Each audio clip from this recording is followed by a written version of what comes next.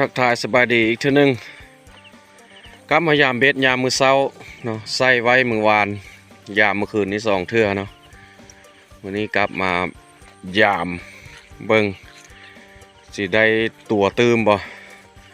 เอาไปลุ้นนำกันบัดนี้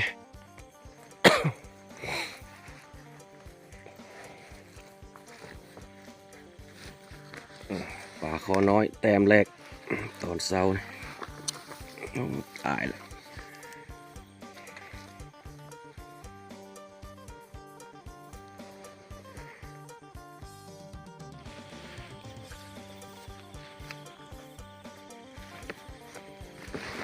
แต้มที่2ตัวนี้กับปลาคอน้อย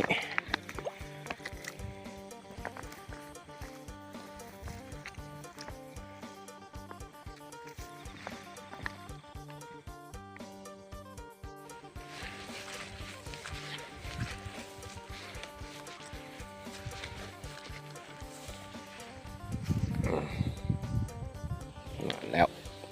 เติมอีกแล้วตัวที่3ปลาดุกเป็นปลาดุกโอ้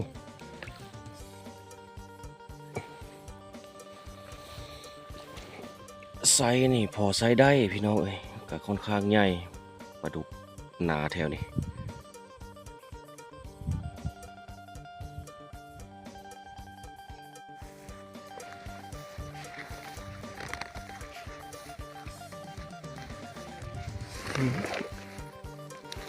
ปลาคอน้อยจะว่าตายละ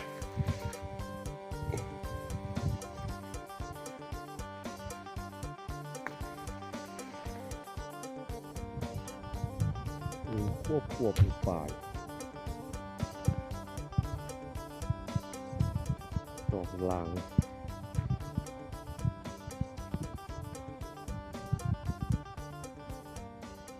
กระดึงเบื้องล่างนี้ก็ปลาอีกครับโอ้ปลาคอน้อย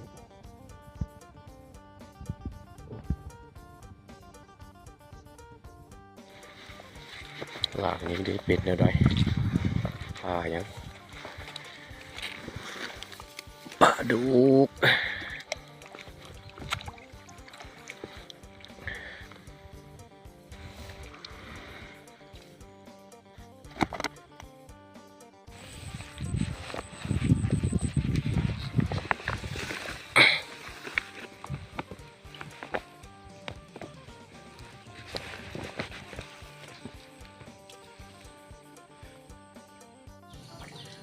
เขามาเบิ้งปลารวมกันเนาะ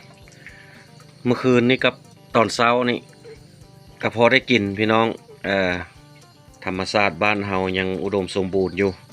เอาติดตามคลิปหน้าเด้อพี่น้องเด้อช่วยติดตามซองบ้านน้อยหัวนาของจานเคนได้เนาะช่วยเป็นกำลังใจกดไลค์กดแชร์กดติดตามซองข้าพเจ้าเด้อเอาคลิปนี้จบเพียงส่ำนี้เนาะสบายดี